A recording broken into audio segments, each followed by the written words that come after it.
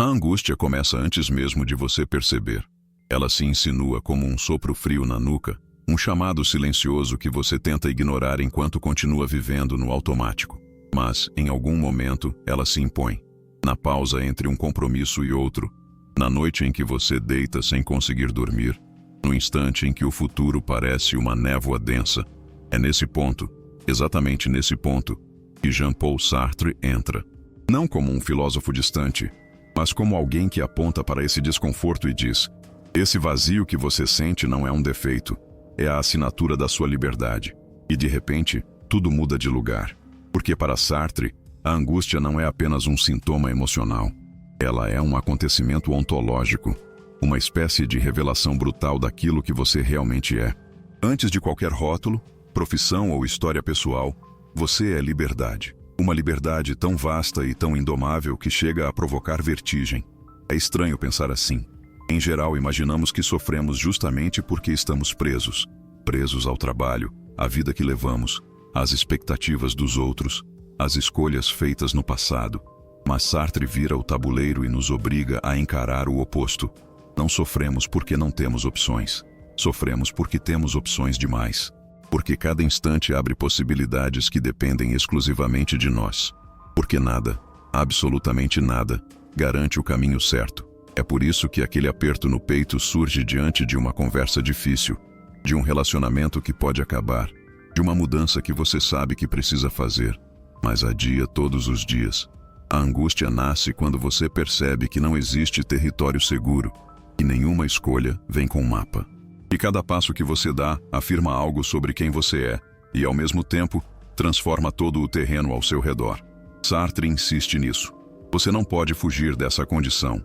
Você existe primeiro, nu, exposto ao mundo, e só depois decide quem será. Não há destino que possa ser culpado. Não há essência que possa servir de guia.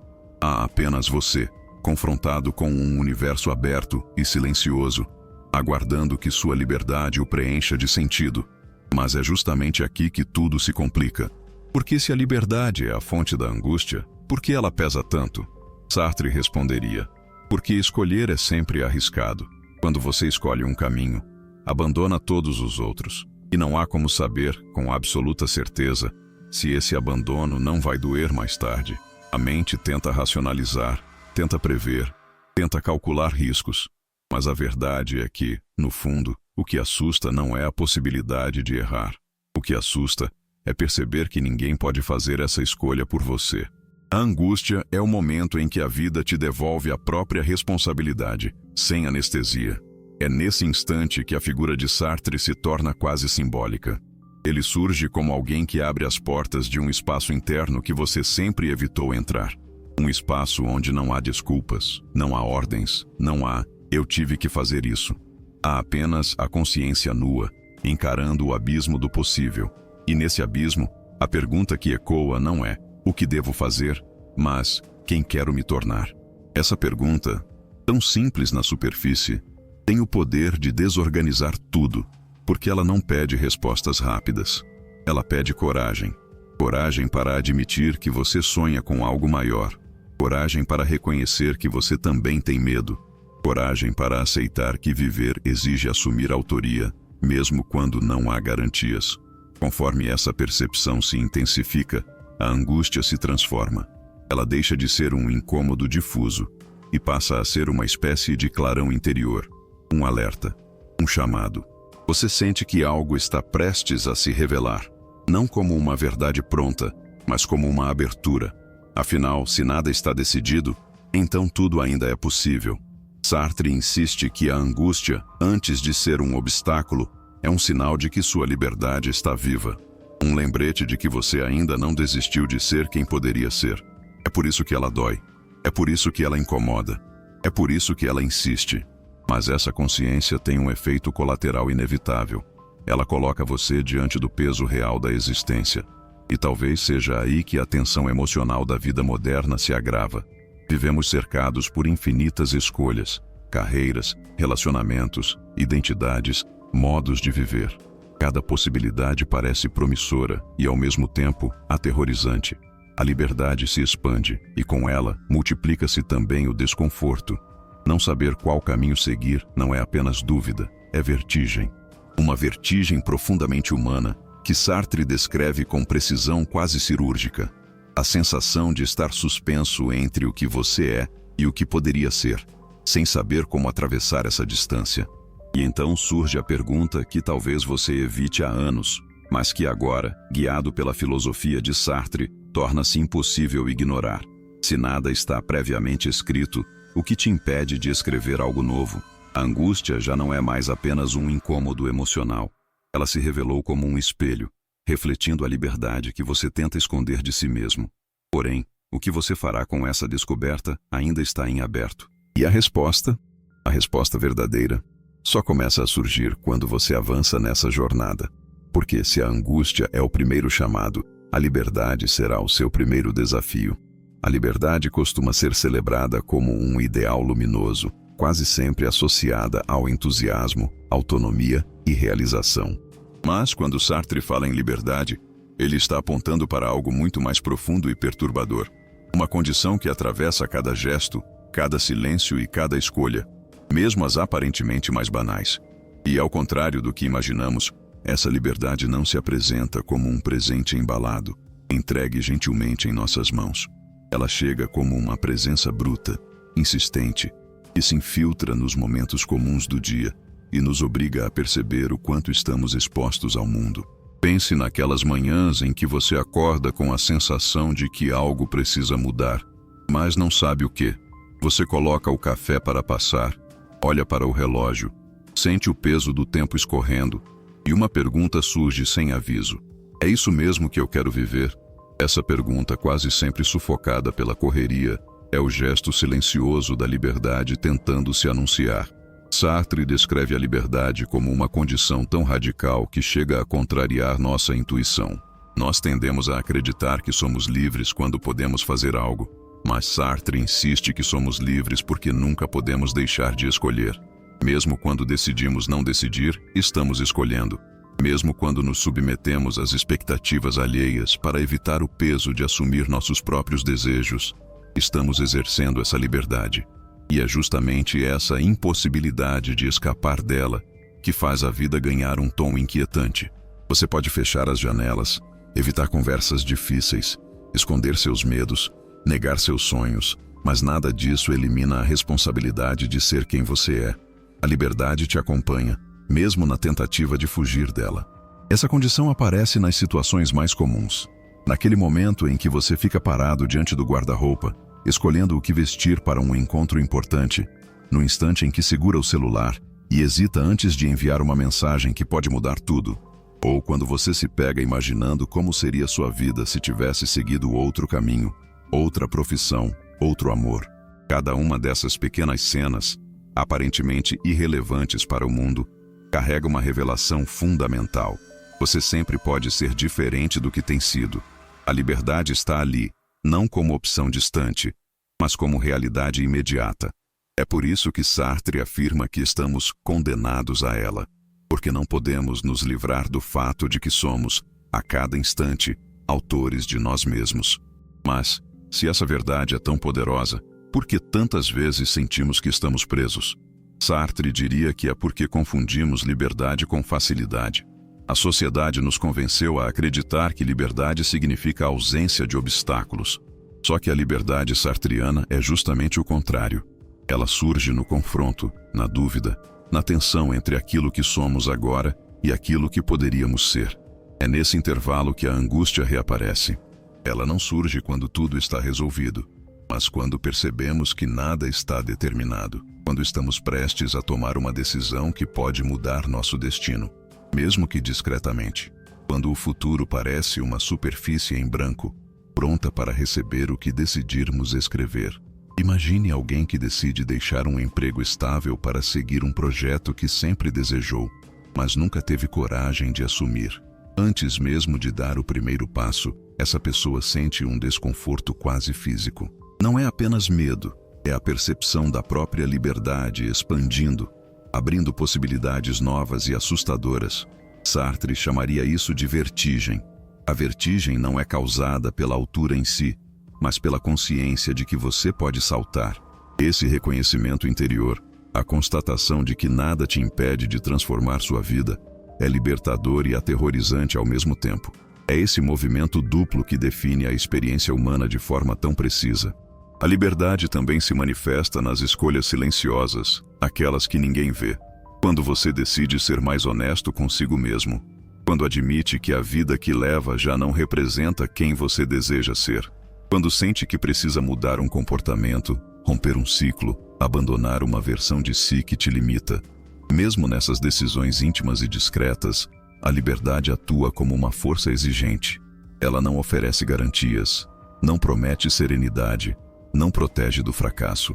Ela apenas te devolve a autoria da própria existência, deixando claro que aquilo que você faz, ou deixa de fazer, carrega consequências que só você pode assumir. E ainda assim, há algo misterioso nessa liberdade, algo que não se revela de imediato. Sartre sugere que a liberdade é sempre maior do que aquilo que conseguimos compreender sobre ela. Por isso, há momentos em que sentimos que estamos vivendo menos do que poderíamos, como se houvesse um espaço interno não explorado à espera de ser habitado. Essa sensação de vida suspensa, de potencial não realizado, é talvez o sinal mais evidente de que a liberdade está chamando por nós. A questão é que, para escutar esse chamado, precisamos admitir que somos mais responsáveis pela nossa existência do que gostaríamos de reconhecer. E é justamente nesse ponto que a narrativa se amplia. Por quê? Se a liberdade é tão central e inescapável, então por que insistimos em acreditar que estamos à mercê das circunstâncias? Por que preferimos imaginar que somos empurrados pela vida, em vez de admitir que, em algum nível, somos nós que estamos conduzindo tudo? Sartre diria que essa recusa não passa de uma tentativa de fugir de nós mesmos. Fugimos da liberdade porque ela exige maturidade. Exige um tipo de honestidade que nem sempre estamos dispostos a praticar. Exige que paremos de procurar desculpas. E é justamente nessa fuga que começamos a perder contato com quem poderíamos ser. Mas o que acontece quando paramos de fugir? Quando encaramos a liberdade não como uma ameaça, mas como um convite? Esse é o ponto de virada que começa a se delinear enquanto avançamos. Se nos foi revelado que a angústia é um sinal de liberdade, agora surge uma pergunta muito mais profunda. O que significa viver sabendo que cada gesto confirma ou nega a pessoa que você deseja ser? A resposta não é simples, e muito menos confortável. Mas é exatamente essa resposta que começa a se formar quando encaramos a liberdade como uma força viva, pulsante, que nos atravessa a cada instante. Vamos então abrir essa ferida com mais profundidade, e talvez seja aí que tudo ganhe outra dimensão. Quer descobrir até onde essa liberdade pode te levar? A jornada apenas começou. Há um instante silencioso, quase imperceptível, em que a liberdade deixa de ser apenas uma abertura e se transforma em algo mais pesado, mais espesso, quase material. É quando surge a responsabilidade. Sartre afirma que, ao escolhermos qualquer caminho, estamos escolhendo não apenas para nós, mas para toda a humanidade. Essa ideia parece exagerada à primeira vista, quase dramática demais. Mas quando você olha de perto, percebe que ela carrega uma verdade incômoda. Aquilo que fazemos cria um tipo de modelo, um gesto inaugural que se estende para muito além de nossas próprias fronteiras. Cada decisão revela aquilo que consideramos possível para um ser humano. E é por isso que a responsabilidade se torna tão densa. É como se, no fundo, soubéssemos que estamos sempre colocando no mundo uma espécie de assinatura invisível. Tente lembrar de uma situação em que você precisou tomar uma decisão que ninguém poderia ver de fora. Talvez a escolha de terminar uma relação que já não fazia sentido, mesmo sabendo que isso causaria dor. Ou o momento em que decidiu agir com honestidade, mesmo quando mentir seria mais fácil. Ou quando percebeu que precisava mudar de caminho profissional, ainda que todos esperassem que você permanecesse onde estava. Essas escolhas, aparentemente íntimas e privadas, carregam uma força que transcende sua vida individual. Elas expressam um valor. Elas afirmam o tipo de mundo em que você acredita. E é aí que a responsabilidade aparece, como uma revelação de que você não está apenas vivendo. Você está moldando a realidade com cada gesto, cada palavra, cada silêncio. Sartre insiste que essa responsabilidade é absoluta. Não existe destino, essência pré-definida ou justificativa que possa aliviar seu peso. A vida não te oferece scripts prontos. Você cria seu próprio script enquanto caminha. Mas existe um detalhe ainda mais perturbador. Mesmo quando você tenta se esconder atrás das circunstâncias, dizendo que não teve escolha, a responsabilidade continua ali, intacta. Porque para Sartre, a recusa em escolher já é uma escolha. Você está sempre engajado, mesmo quando acredita que não está fazendo nada. E esse reconhecimento pode ser desconfortável, mas também tem algo de libertador. Ele revela que você não está condenado às situações. Você participa ativamente da construção delas. Às vezes, essa responsabilidade surge em momentos pequenos e cotidianos, quando você sente que deveria pedir desculpas, mas decide prolongar o silêncio. Quando sabe que precisa se posicionar, mas se cala para evitar conflitos. Quando percebe que está vivendo abaixo do que poderia, mas permanece onde está por medo do incerto. Essas cenas, tão comuns e discretas, carregam uma profundidade que raramente admitimos. Elas revelam a tensão constante entre aquilo que somos e aquilo que poderíamos ser. E essa tensão é o que dá forma à responsabilidade. Não é apenas sobre grandes decisões. É sobre o fluxo contínuo de escolhas invisíveis que moldam a pessoa que você se torna. Há também algo inquietante na maneira como a responsabilidade se infiltra nos vínculos humanos. Quando você entra em uma relação, não importa de que tipo, acaba assumindo uma presença no mundo do outro. Seus gestos têm impacto. Suas palavras criam movimentos internos na pessoa ao seu lado. Suas ausências também fazem efeito. Dentro dessa lógica, a responsabilidade não é apenas um dever, é uma consequência natural da liberdade. Porque ao existir, você ocupa espaço na vida dos outros, e esse espaço se transforma conforme suas escolhas se expandem ou se retraem. A responsabilidade não é uma moral externa, é a própria arquitetura do encontro humano. Mas a pergunta que realmente incomoda é a seguinte: por que fugimos tanto desse peso? Por que tropeçamos tão facilmente na tentação de dizer que não somos responsáveis por aquilo que nos acontece? Sartre diria que fugimos porque a responsabilidade nos obriga a reconhecer nossa própria grandeza. Não a grandeza arrogante, mas a grandeza da autoria. A ideia de que nossas escolhas têm poder, que nossa existência tem impacto, que nossa liberdade não é apenas um luxo, mas uma força criadora. Fugimos porque isso nos torna maiores do que imaginamos. E ser maior exige maturidade emocional. Exige assumir que, para o bem ou para o mal, a vida que estamos vivendo é a vida que estamos construindo. E quando percebemos isso de verdade, algo estranho acontece. Uma sensação dupla toma conta de nós. Por um lado, sentimos o peso da responsabilidade como uma espécie de sombra que cresce conforme avançamos. Por outro, sentimos uma vitalidade intensa, quase uma chama. É como se a responsabilidade, quando finalmente aceita, se transformasse em energia. Não uma energia leve ou romântica, mas uma energia real, densa, capaz de mover estruturas internas que estavam adormecidas há muito tempo. Você começa a entender que a responsabilidade não é uma punição, é uma forma de potência. Mas essa potência tem um custo, e esse custo é olhar para dentro sem desviar os olhos. É admitir que algumas decisões que você tomou nos últimos anos não foram escolhas inevitáveis, mas escolhas convenientes. E você permaneceu em situações que te machucavam porque era mais fácil culpar o destino do que reconhecer sua participação.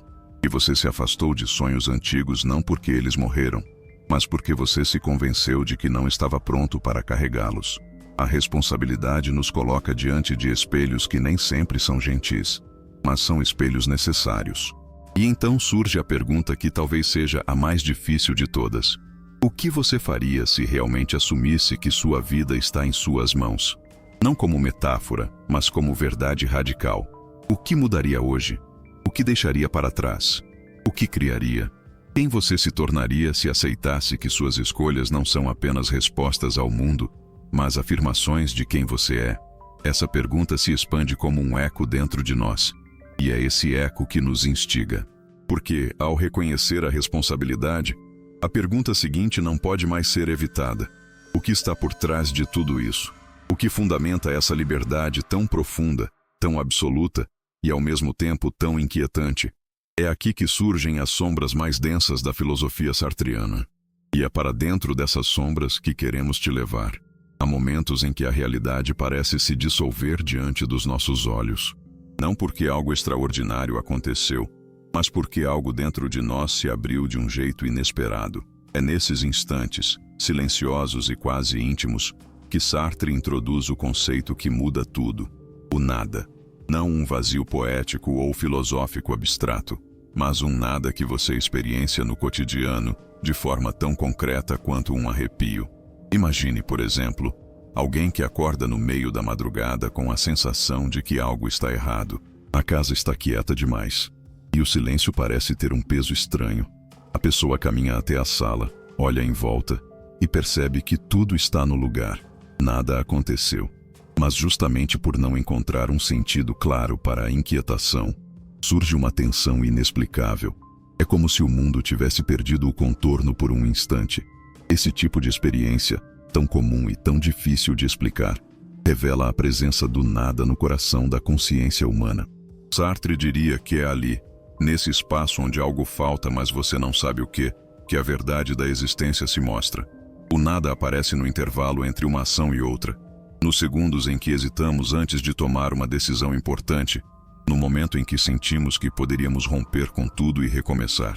Ele não está fora, escondido no mundo. Ele está dentro de nós, integrado à própria estrutura da consciência. É o nada que permite negar, imaginar, projetar e escolher. Ele é a base invisível da liberdade. Sem esse vazio interno, estaríamos presos àquilo que somos agora, incapazes de desejar, mudar ou criar novos caminhos. Paradoxalmente, é o nada que abre espaço para o possível. Mas essa abertura também traz um desconforto profundo, porque revela que nada está garantido. Não existe essência estabilizante, não existe verdade fixa, não existe destino assegurado. A consciência é um campo aberto, e isso é, ao mesmo tempo, fascinante e assustador. Para entender melhor esse fenômeno, pense em um acontecimento improvável, mas real. Um homem que atravessa a rua todos os dias no mesmo horário e, certo dia, por impulso, decide virar a esquina e caminhar por outro caminho. Ele não sabe explicar por que fez isso. Não havia risco, nem necessidade, nem vantagem.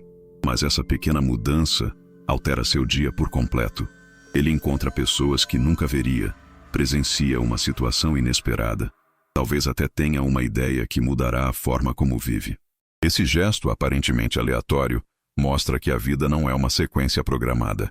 Basta um segundo, uma inflexão mínima, para que tudo mude. Esse segundo de ruptura nasce do nada, desse espaço interno onde você percebe que poderia continuar no mesmo caminho, mas também poderia abandoná-lo sem motivo concreto.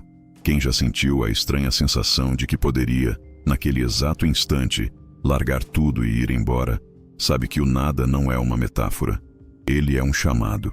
Há também dados curiosos que reforçam essa percepção. Pesquisas mostram que as pessoas tomam milhares de microdecisões por dia, muitas delas sem consciência clara. Escolhem a direção do olhar, a postura do corpo, a forma de responder a alguém. A maior parte dessas decisões acontece no espaço sutil entre o impulso e a ação, onde não há regras fixas. Esse é o território do nada. Um espaço microscópico, mas carregado de potência. É ali que a liberdade se manifesta, silenciosa, contínua, implacável. E, ao mesmo tempo, é ali que nasce a angústia, porque cada microdecisão revela que você poderia ter feito diferente. O nada te lembra, a cada instante, que sua vida está sempre aberta, sempre inacabada. Sartre descreve o nada como um elemento constitutivo da nossa existência, algo que nos acompanha como uma sombra. Mas não é uma sombra ameaçadora, é uma sombra fértil. Ela permite que você questione, negue, imagine, transforme. Mesmo nas experiências mais duras da vida, o nada aparece como uma dobra interna que oferece um tipo de saída. Quando alguém sente o fim de um relacionamento, por exemplo, a dor não nasce apenas da perda, mas da abertura repentina de um espaço gigante de possibilidades, um espaço que antes estava ocupado. É como se a consciência, acostumada a um certo formato, fosse obrigatoriamente devolvida ao vazio. E esse retorno ao vazio, embora assustador, é também a prova de que algo novo pode emergir dali. O nada não destrói, ele reorganiza. Há ainda situações extremas que mostram isso de forma quase cinematográfica. Uma pessoa que sobrevive a um acidente grave, por exemplo, muitas vezes relata que os segundos posteriores ao impacto são estranhamente claros. Há relatos de gente que diz ter visto a própria vida suspensa, como se o tempo tivesse se quebrado por um brevíssimo momento. Sartre diria que nesses segundos de ruptura, o nada aparece de maneira radical.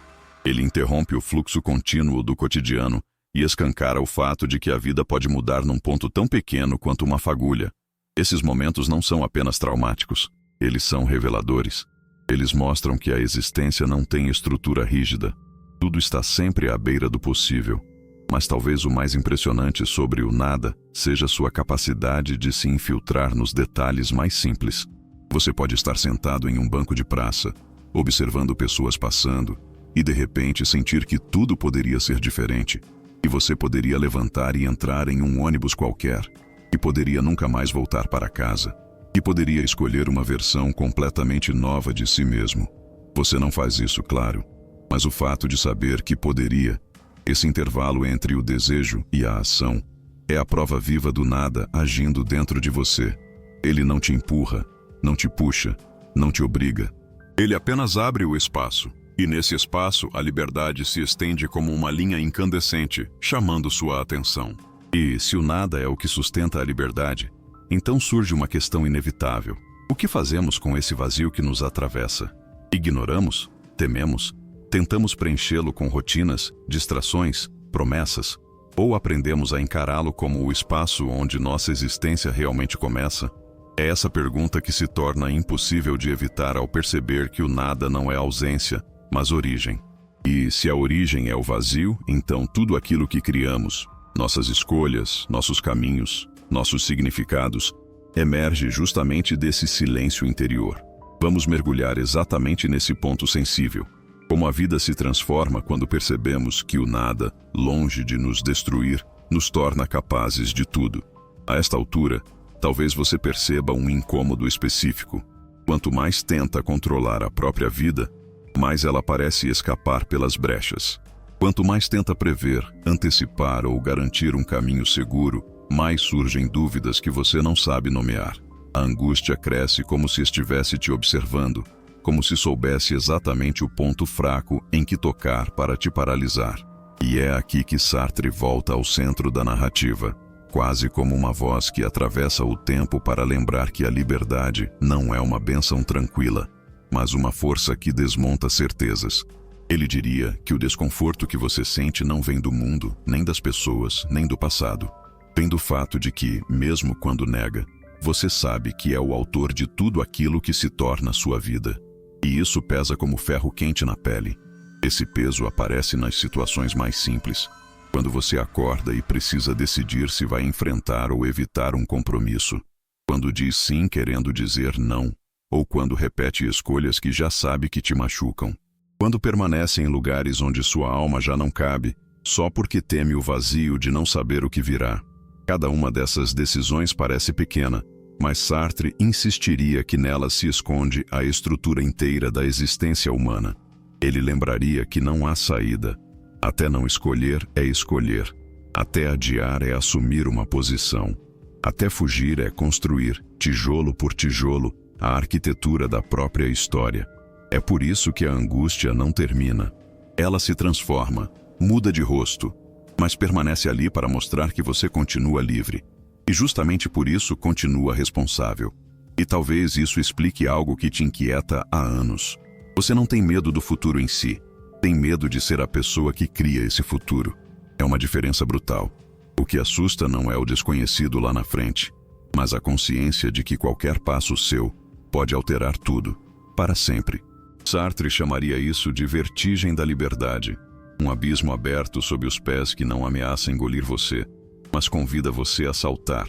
A angústia é o momento em que você percebe que ninguém pode saltar no seu lugar. Ninguém pode garantir um pouso suave. Ninguém pode prever o impacto. Ninguém pode substituir sua presença no instante decisivo. E essa percepção destrói qualquer fantasia de segurança que você tenta construir. Às vezes, para escapar dessa responsabilidade, você projeta sua angústia em outras pessoas. Acredita que alguém te impede. que alguém te limita, que alguém determina o que é possível ou impossível para a sua vida. Mas essa projeção só mascara uma verdade incômoda. Ninguém te trava mais do que você mesmo. Sartre dizia que tentamos o tempo todo fugir da liberdade, fingindo que somos coisas, objetos, engrenagens de um sistema que decide por nós. Mas não somos. Somos consciência em movimento, e isso significa que estamos sempre diante de alternativas que exigem coragem. No fundo você sabe disso, sente isso, e talvez seja por isso que a angústia insiste tanto em aparecer. Ela não é um erro, é um chamado. Pense nos momentos em que você estava prestes a fazer algo que mudaria sua vida. Terminar um relacionamento, mudar de carreira, assumir um desejo, dizer uma verdade que ninguém queria ouvir. Você se lembra de como o corpo tremeu? De como a mente tentou te convencer a recuar? De como começou a imaginar todos os cenários possíveis para tentar evitar uma escolha definitiva? Aquele tremor não era medo do mundo, era medo de você mesmo. Era o coração avisando que, ao decidir, você seria obrigado a reconhecer que tem poder. E reconhecer poder implica abrir mão da desculpa confortável de que não dava para fazer diferente. Sartre afirmava que nos tornamos quem somos pela soma das escolhas que fazemos, não pelas intenções, não pelos sonhos, não pelas promessas que repetimos para nós mesmos, mas pelos atos concretos que realizamos. Isso significa que cada pequena decisão cotidiana, por mais irrelevante que pareça, contribui para definir seu ser. E é justamente essa clareza que provoca a angústia. Quando você percebe que está sempre criando a si mesmo, mesmo quando acredita estar apenas sobrevivendo, entende que não existe neutralidade, não existe pausa existencial, não existe lugar onde você se esconda de si, mas há um detalhe que talvez você ainda não tenha notado. A angústia também aparece quando você pressente que poderia ser mais do que tem sido. Ela não é apenas a dor de decidir, é também a intuição de que está desperdiçando possibilidades. É o incômodo que surge quando você se adapta demais, se encolhe demais, se silencia demais, quando percebe que age como se não tivesse alternativas, quando no fundo sabe que tem.